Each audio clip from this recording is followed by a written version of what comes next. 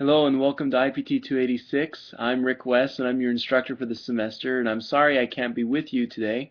I'm traveling for a professional conference and just checked into my hotel, as you can see behind me. But I wanted to record this video so that you can at least feel like somehow we've had a chance to get to know each other. And I look forward to getting to know you better in Canvas, which is where we will have most of our online discussions. And so I'll be on there this week and be able to participate with you that way. I wanted to just welcome you to IPT 286, and I know that you're in good hands this week with Dan taking care of you. Dan's taught this class for several years, and so he'll do a good job of explaining the class to you and setting it up. And we teach all of the classes mostly 90% the same, so he should be able to answer most of your questions. But if you have any additional questions after talking to Dan, please ask them in Canvas. He'll explain how to get into Canvas. And ask your questions there, and I'll be sure to log in and answer them for you. Just a little bit about me. So I first taught IPT 286 back in 2003, and that's only 10 years, but back then we taught people how to hard code websites using Netscape Composer, and we taught them how to code in HTML. They actually learned how to program in HTML. And it took them, probably about a third of the semester just to make a website. You'll now make a website in just 2 to 3 weeks. Technology has changed a lot, and we've had to change with it as a class to be able to stay up to date on the technology and the things that we need to do to be able to prepare you for the world that you're going to enter. So because of that, this class is always changing and always evolving. In fact, the class has changed quite a bit, even from just winter semesters. We've updated a few things. So if you see any typos or anything that is unclear in the online material that we'll give you for this class, please let us know so that we can fix it immediately. Because as I said, we've been updating this class. We make changes every semester, so there's always opportunities for typos to enter, and we don't want anyone to be confused. So rather than be confused, please always email me, and we'll be quick to try to make that fix online. Just a couple other things about the class. One thing is that we've noticed is that some people do very well in this class, and some people don't do so well. Particularly, we have an online version and this blended version of this class, which Dan's going to explain to you. Blended meaning you'll sometimes be together with us in class and sometimes we'll be online. That's blending both kinds of things together. And we find that those students that are online tend to not do as well in the class as those that are face-to-face in the class.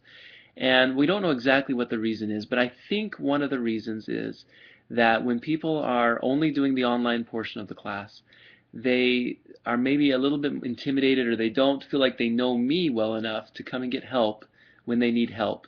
So one of the things I would say to you is, please don't be a stranger this semester. I want to help you. I want all of you to be successful in this class.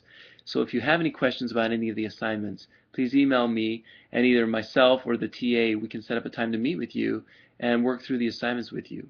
There will also be several open lab types of opportunities where you can come in and get help from me or from Dan, who teaches one of the sections as well. And you can go to either his lab or my lab, it doesn't really matter, and receive help for your assignments. My office hours will be Wednesdays, 10 to 11, but I will also be in on campus several other days of the week. So if you can't come Wednesday 10 to 11, then just tell me when you want to meet. Send me an email. We'll set up a different time to meet.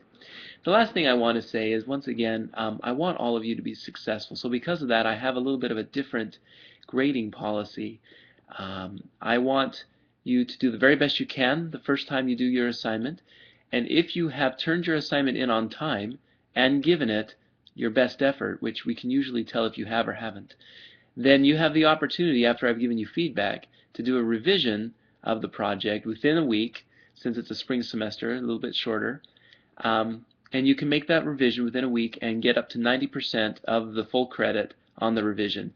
So theoretically, you should be able to get an A- on every single assignment that we give you, if you're willing to take the feedback we give and make the changes. I do that because that's the way technology is.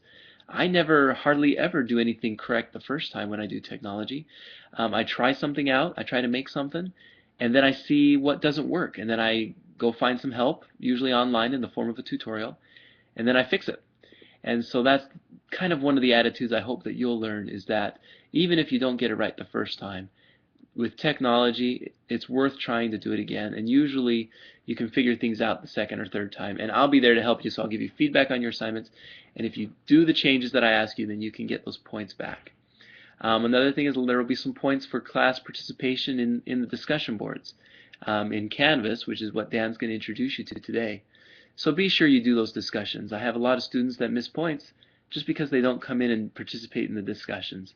So don't let that be you. I want you to be successful. If you have any other questions, please email me. I really am sad that I'm going to miss meeting all of you in person this week, but I'll get to meet you the next time we're together. But yeah, send me an email, any questions that you may have, and I'll be happy to answer them. Have fun.